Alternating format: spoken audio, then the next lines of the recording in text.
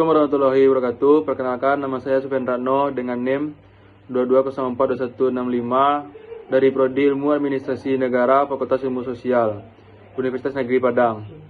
Pada kesempatan ini, saya akan membahas mengenai perilaku individu dalam organisasi melalui bagian yang telah tersedia guna memenuhi tugas mata kuliah perilaku organisasi. Dalam memahami perilaku individu organisasi, kita dapat menganalisisnya dengan melihat dasar-dasar perilaku individu organisasi.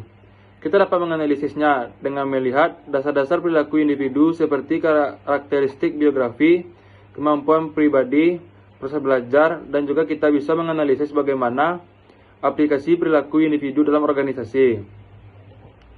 Berdasarkan bagian belakang ini, terlihat bahwa ini adalah sebuah model untuk memahami faktor-faktor yang mempengaruhi pengambilan keputusan individu.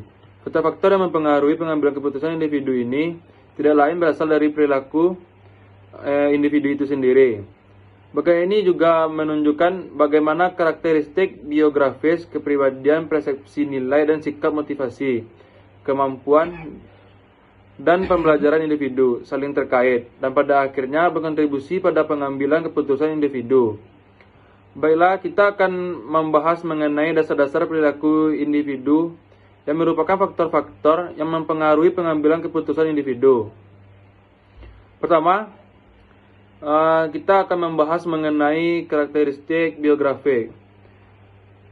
Karakteristik biografik ini mengacu pada latar belakang dan ciri-ciri pribadi seseorang seperti usia, jenis kelamin, ras, pendidikan, dan pengalaman hidup. Hal ini mempengaruhi kepribadian seseorang berdasarkan karakteristik biografik yang mempengaruhi kepribadian seseorang. Maka, kepribadian meliputi nilai-nilai dan sikap individu yang terbentuk dari pengalaman hidup dan faktor lainnya. Kepribadian seseorang membentuk persepsi dan membentuk motivasi mereka tentang situasi atau informasi yang diberikan. Kepribadian mempengaruhi cara seseorang mempersepsikan situasi informasi dan orang lain di lingkungan kerjanya. Setiap individu memiliki persepsi yang berbeda terhadap satu situasi yang sama. Misalnya, orang yang memiliki kepribadian ekstrovert mungkin mempersepsikan situasi sosial di kantor sebagai peluang untuk bersosialisasi. Sementara, orang dengan kepribadian introvert mungkin mempersepsikannya sebagai situasi yang mengancam kepribadian. Mengancam kepribadian juga mempengaruhi motivasi seseorang dalam bekerja. Setiap individu memiliki kebutuhan nilai dan dorongan yang berbeda-beda terkait dengan kepribadiannya. Misalnya, orang dengan kepribadian yang berorientasi pada pencapaian cenderung memiliki motivasi yang tinggi untuk berprestasi dan mendapatkan pengakuan. Sementara orang dengan kepribadian yang lebih hati mungkin termotivasi oleh peluang untuk membantu orang lain atau berkontribusi pada tujuan yang lebih besar. Persepsi dan motivasi mempengaruhi bagaimana individu belajar dan mengembangkan kemampuan mereka dalam organisasi. Pemahaman tentang hubungan antara kepribadian, persepsi, dan motivasi ini penting untuk meningkatkan tim komunikasi dengan memahami perbedaan perspektif dan dorongan individu.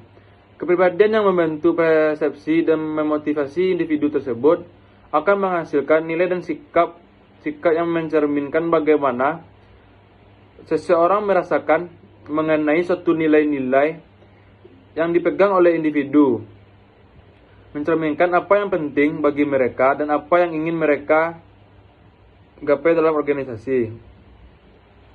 Nilai-nilai ini bersifat sangat dengan pencapaian itu, maka ia akan sangat termotivasi untuk bekerja keras dan berprestasi di tempat kerjanya. Sikap individu terhadap pekerjaan, atasan, rekan kerja, dan lingkungan organisasi secara keseluruhan dapat mempengaruhi tingkat motivasi mereka. Jika seseorang memiliki sikap positif terhadap pekerjaannya, mereka cenderung lebih termotivasi untuk melakukan yang terbaik. Sebaliknya, sikap negatif dapat menurunkan motivasi dan kinerja. Dalam perilaku organisasi, pemahaman atau sikap penting karena Sikap mempengaruhi perilaku kerja. Komponen sikap yang pertama yaitu ada kognitif segmen, pendapat atau keyakinan dari suatu sikap. Yang kedua, ada afektif, segmen emosional dari suatu sikap. Faktor terakhir yaitu kemampuan individu. Dalam kemampuan individu didorong oleh pembelajaran individu, berkontribusi terhadap pekerjaannya, atasan, rekan kerja, dan lingkungan organisasi secara keseluruhan.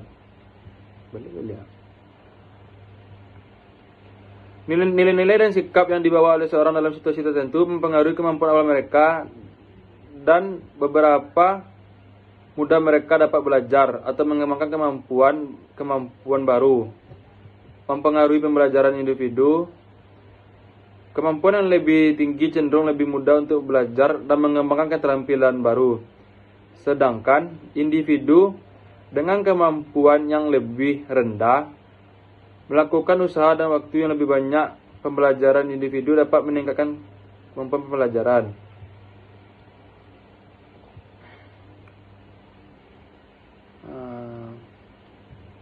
Poin tersebut mempengaruhi cara seseorang membuat pilihan atau keputusan.